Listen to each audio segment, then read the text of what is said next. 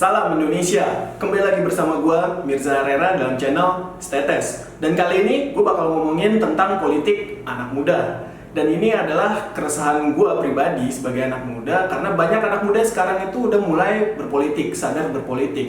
Dan partai-partai sudah banyak yang merekrut anak muda sebagai pengurus partai. Tapi sejauh mana anak muda itu difungsikan dan perannya seperti apa di partai tersebut, ya kita nggak tahu. Dan kali ini gue akan membahas tentang politik anak muda. Selamat menyaksikan.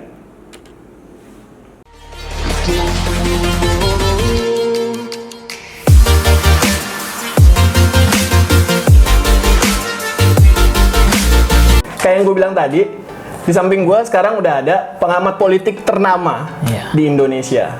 Dia dari mana, bro? Ya, dan masih dari darat. Oh, darat.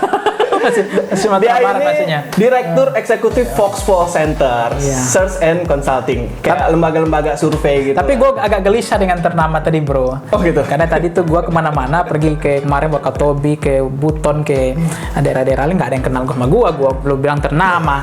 Jadi perasaan gue mungkin gue terkenal ya, tapi bukan sampai ke daerah ini siapa nggak ada yang kenal.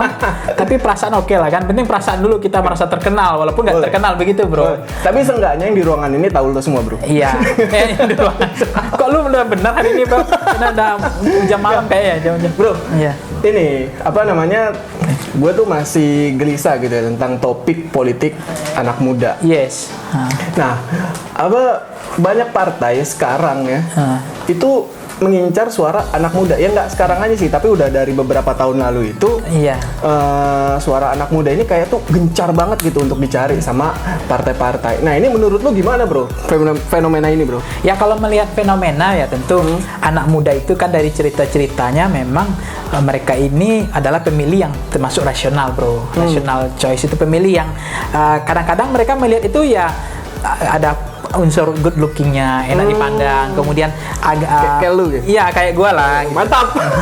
Jadi kalau anak muda, bahkan politisi pun, bro, kalau turun ke bawah ke konstituen atau kayak klien-klien mereka ketemu ke bawah-bawah, bajunya pun menyesuaikan, bro. Jadi kalau pakai batik, anak muda itu merasa waduh, nggak berat nih diajak diskusi, nggak nyambung gitu. Bukan representasi gue gitu. Nah, gue maksudnya mereka kalau turun pun, bro, itu saya pernah turun tuh. Saya pernah dapat cerita bahwa ada politisi yang turun pakai batik, bro. Itu anak muda langsung kabur aja, bro. Jadi mungkin salah kostum, saya bilang. Besoknya saya suruh, Om, itu ganti kostumnya. Kayaknya kasih yang anak muda aja, yang gaul dikit lah, agak robek-robek dikit. Semua nyambung, bro, ceritanya gitu. Nah, artinya kita mendekati anak muda aja butuh maintenance khusus juga, bagaimana memahami selera gitu, bro, cita rasa mereka. Partai itu juga punya keinginan memahami cerita seleranya anak muda gitu. Tetapi pertanyaan lu tadi menarik sih. Gua memikir kok memang partai hari ini belakangan memang lebih konsen fokus ke segmen pemilih anak muda ya. Karena memang bagi secara bonus demografi, apakah kita sedikit anak mudanya? Wah, banyak nih, bro. 260 juta ini anak muda kita kan. Tapi gue penasaran nih, bro ya. Mereka ngikutin PSI semua gak sih? Nah, gue kan merasa, ya kalau PSI kan memang brandnya udah dimulai anak muda kan. Dari kepengurusannya, lu tau lah. Itu gue merasa itu kan usianya 30 tahun ke bawah, katanya kemarin kepengurusannya gitu kan. Belum, memang mereka mencoba memainkan keterikatan politik anak mudanya. Jadi brandnya anak muda kan gitu. Selain memang ada unsur narasi, pluralisme, kebinekaan, ya kan, anti keberagaman gitu. Maksudnya artinya mereka menghargai ya perbedaan lah, pluralisme dan seterusnya. Tapi ada orang yang mengatakan PSI gagal gitu. Tapi bagi gue sih PSI nggak gagal sih, bro. Karena dia segmen yang diambil itu udah benar anak mudanya. Mungkin karena terlalu mudanya, segmen tuanya nggak diambil mungkin. Jadi artinya menurut gue, ya partai itu kalau fokusnya satu-satu kayak partai buruh gitu ya, bro. Dia fokus ke buruh juga nggak ada suara nanti, bro, gitu. Jadi artinya mereka juga harus piawai, mahir memainkan bandul segmen pemilih itu. Ya nelayannya diambil, petaninya diambil, anak mudanya diambil, yang tuanya diambil. Ya maksud gue itu harus diambil semua segmennya gitu. Kalau fokus ke satu aja kasihan sih, bro. Partai buruh juga nggak pernah berkembang di Indonesia kan. Nah, bro, ini kalau gue perhatiin ya, sebenarnya kan dari partai-partai itu kan udah ada organisasi sayap kepemudaannya ya. Yes. Misalkan Yes. kita tahu lah PDIP mungkin ada Banteng Muda Indonesia ya kalau nggak salah. PKB ada Ansor gitu kan. Terus Golkar ada MPG dan PAN ada BEMPAN gitu Iya. ya. Nah, itu kenapa sih baru sekarang itu mereka pada menyasar anak muda? Ya, kalau pertanyaan lu nih mengapa ya? Mungkin mereka sadarnya sekarang, tetapi siumannya sekarang mungkin ya. Bagi mereka penting gitu kan. Tapi kan lo itu harus tahu juga ya, gimana media sosial kita kan itu kan anak-anak muda semua dulu Facebook, YouTube kan, Instagram itu kan orang-orang tua sekarang udah mulai tuh, bapak gua aja udah mulai tuh main Facebook kan, itu baru gitu loh. Artinya mengapa sekarang baru mereka menyasar ya? Karena segmennya ini populasi anak muda ini besar segmen pemilihnya bro. Jadi mereka itu pemilih yang rasional. Yeah. Mereka memilih bisa karena figur ya kan. Tapi contohnya mereka tuh banyak memilih ya karena akal sehat, common sense saja. Jadi tidak, karena ada pemilih kita ini kan beragam nih bro. Ada pemilih sosiologis, ada pemilih berdasarkan agama, etnis, kemudian wilayah, memilih atas dasar keluarga, itu sosiologis kan. Ada pemilih yang rasional, memilih karena prestasi, capaian, program, pengalaman dan banyak pengalaman misalnya. Ada juga pemilih yang tadi tuh yang apa namanya, pemilih psikologis ya. Nah, milih karena ganteng itu bro, ganteng, kemudian pakaiannya kok mirip kita, anak muda gitu. Makanya kan pernah ada sebuah calon ya, gua temanin tuh calon kepala daerah. Jadi suatu hari kita jalan ke kampung-kampung ini. Jadi itu gua heran kenapa anak-anak muda itu kayak minder gitu loh bro. Minder maksudnya gimana? Ya, maksudnya dia menjauh aja, datang begitu kita ke sana dia udah kabur aja, pelan-pelan udah bubar aja tuh anak mudanya. Kita mau dekati, wah ini gua apa namanya itu orang tokohnya itu tua. Iya udah tua, tapi nah gua bilang ini udah tua, pakaian tua gitu loh. Mampus aja.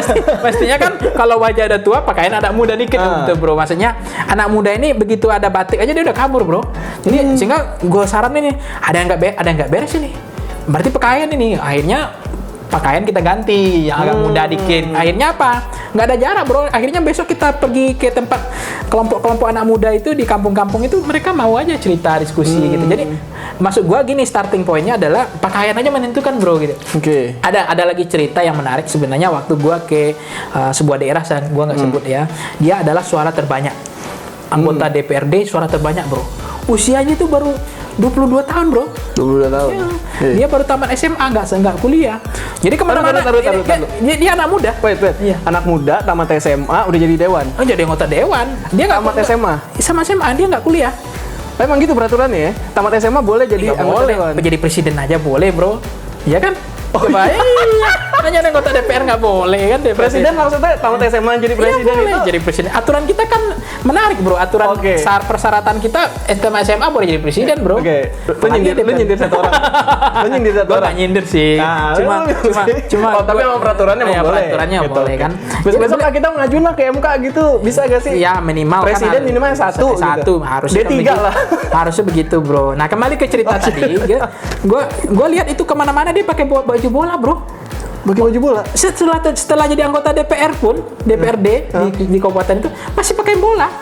Jadi kok gue bilang pakai kain bola, pakai sandal aja bro kemana-mana. Gue saksikan sama dia kemarin jalan-jalan. Gue mikir kenapa nggak pakai baju jangan bola atau baju yang agak, kan udah jadi anggota dewan bro. Saya bilang, tapi gini bang, saya dari dulu saya begini, jadi saya nggak bisa gitu loh. Itu anak muda lah, anak muda yang bisa terpilih. Berarti kan lu bisa memahami lah, dia anak muda. Dia paham selera, dia nggak berubah setelah terpilih jadi anggota DPRD pun dia masih pakaiannya pakaian bola. Ada namanya, nomor punggungnya itu gue menarik ini. Kok bisa loh bro, suara terbanyak. Politisi tua itu kalah semua bro sama dia.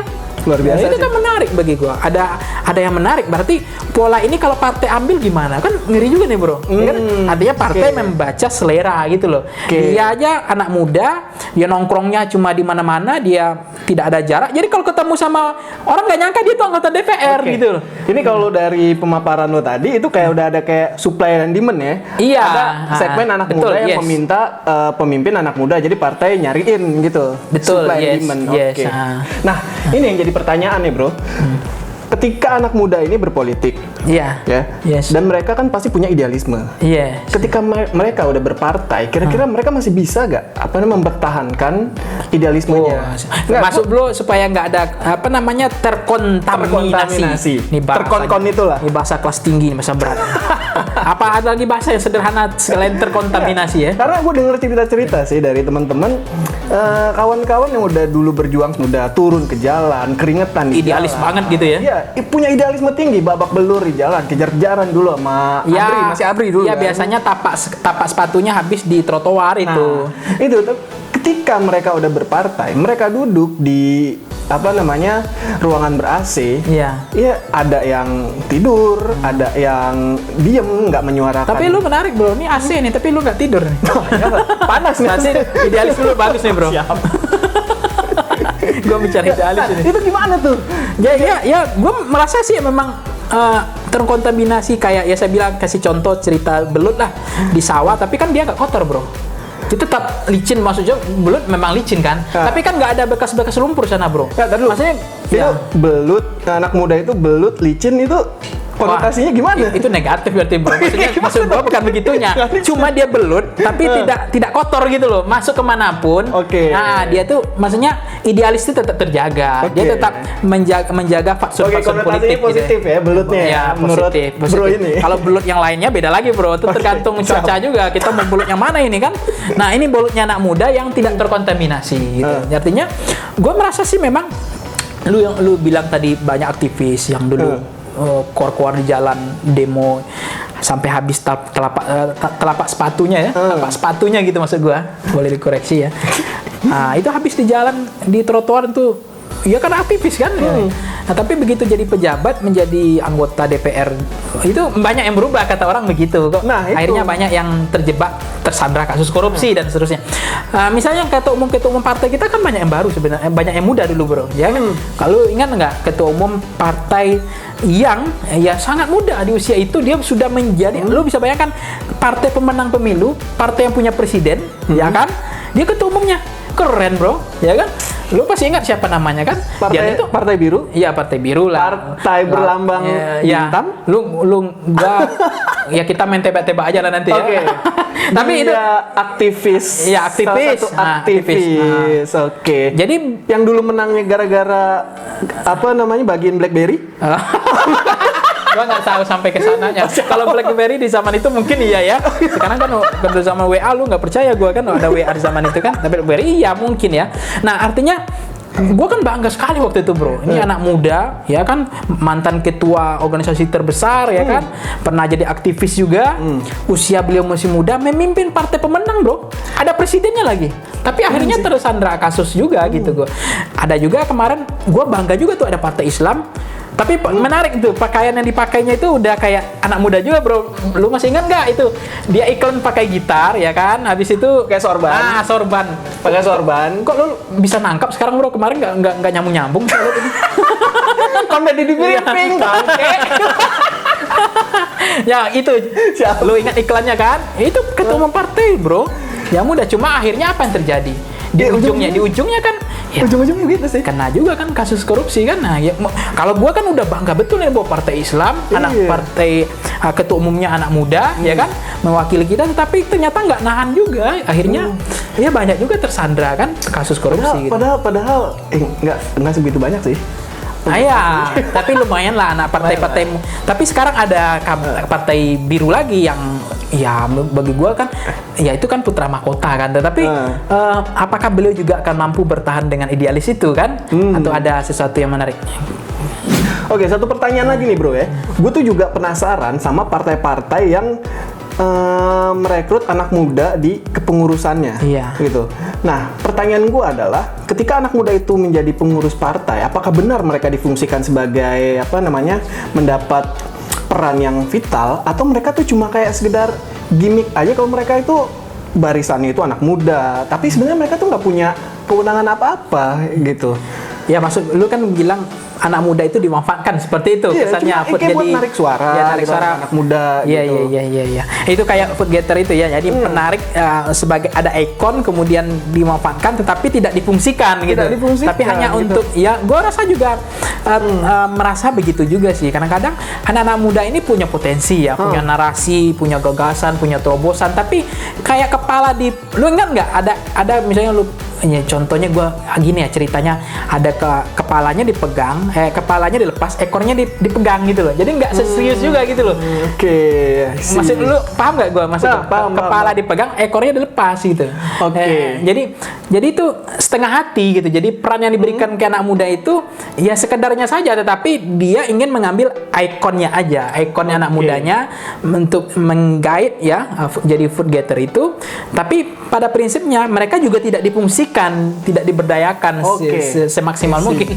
Ya karena mereka juga ngeri bro, anak-anak muda ini bro. Kalau diberi keluasan ruang gerak, zonasi wilayah pertempuran mereka dikasih ruang gerak, diberi kebebasan betul, wah mereka juga merasa terancam, merasa nggak nyaman juga gitu, sehingga ya gue merasa ya sekedarnya saja, minimal mereka punya food getter gitu. Ya kok kayak gitu mah sama aja kayak anak muda itu kayak semacam komoditi sendiri ya gitu jadi lu kalau bicara komoditi, gue bicara ekspor nanti nih.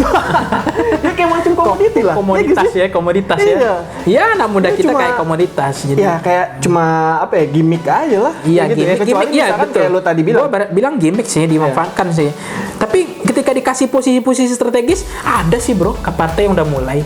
Maksudnya lu lihat aja di kepengurusan DPP partai kan sudah ada anak muda yang ngisi-ngisi di pos-pos itu, udah lagi tidak usia tua, jadi artinya sudah juga diberi ruang kepada anak-anak muda, tetapi memang belum yang vitalnya gitu loh, yang itu fungsi-fungsi yang maksudnya strategis. Yang muncul di media ya lo lagi gitu ya, kan. 4L ya, lemah, lesu, letih ya. Lo laginya dia 4L. Iya kan? Ya lo lagi gitu. Tapi anak mudanya ya cuma kayak gitu aja lah. Cuma nama kita kalau ngecek yang tadi lo bilang, ada nih anak mudanya nih umur berapa segini.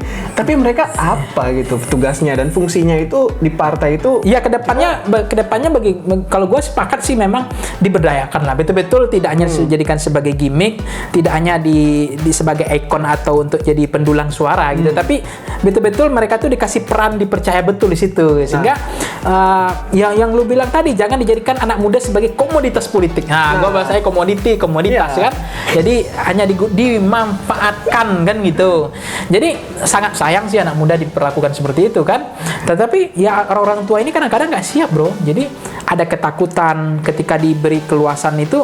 Takut mereka tersaingi? Ya takutnya mereka yang dimakzulkan nanti gitu. Anak muda makzulkan yang tua kan juga takut bro. Jadi makanya ya kita tahu dulu ketua umum yang begitu akhirnya disingkirkan kan gitu. Disikat juga sih. Disikat gitu. Dimasukin juga. Iya, masukin. Lu yang ngomong bukan saya ya, masukin ya. Dimasukin apa dulu ya? Kira-kira gitu. Ya ngomong-ngomong itu berarti kalau tadi dari pemaparan lo, anak muda itu kayak apa ya? Udah ada yang masuk partai, berpartai, idealismenya juga nggak bisa diterapkan dengan baik, kedaulatannya juga ibaratnya seadanya. Ya, yang dibelenggu tadi, yang palanya dipegang, ekornya dilepas, ya sama aja sih menurut gue gitu. Cuma dijadiin komunitas politik. Nah, terakhir nih bro, tepat gak sih apa namanya partai-partai itu mengincar suara anak muda gitu. Padahal anak muda yang tadi lo bilang kan, pemilih rasional gitu. Sedangkan orang-orang di partai sana ya orang udah uzur, udah 50-an. Ya mungkin ada yang 50-an tapi mengaku milenial, ya itu ada sih, gue tahu.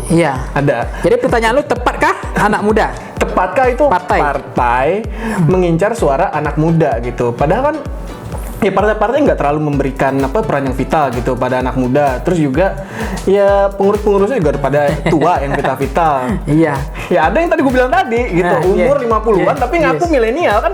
Aneh gak sih? Ya mungkin begini bro, yang lu maksud tadi yang umur 50 mengaku milenial, mungkin wajahnya milenial, umur sudah tua, ada maghrib gitu. Tapi kan wajah bisa di milenial kan. Bisa. Pakaian bisa milenial kan. Tingkah laku bisa milenial bro gitu kan. Tua-tua keladi itu kan milenial juga itu kan. Suka kelabing gitu. Tapi pertanyaan lu tadi menarik sih gua. Pantaskah partai mengambil segmen anak muda itu kan? Lebih tepat ya. Kalau gua rasa semua partai pasti udah mengatakan tepat bro, nggak mungkin dia nggak ngambil suara anak muda kan. Nah cuma tadi yang gua agak sentimennya negatif itu kan dimanfaatkan yang bro bilang tadi. Artinya sengaja dijadikan komoditas tadi, jadi nggak serius juga gitu. Cius gitu loh, harusnya kan partai itu harus cius, anak mudanya betul-betul diberdayakan, jadi cius kan, jangan sebagai gimmick tadi. Tapi tepat sih. Sekarang lu ingat ya, menurut lu mana partai yang betul-betul udah serius, udah cius gitu kan, menggarap anak muda ini kan? PSI doang kan. Iya, tadi lo bilang. Iya, PSI yang udah mulai agak tepat gitu loh kan, tepat memperlakukan anak mudanya. Tapi karena sayang, ya kepengurusannya juga kelihatan, ya kan, segmen anak mudanya, basis-basis diambil anak mudanya. Tapi saya nggak masuk karena itu anak tua.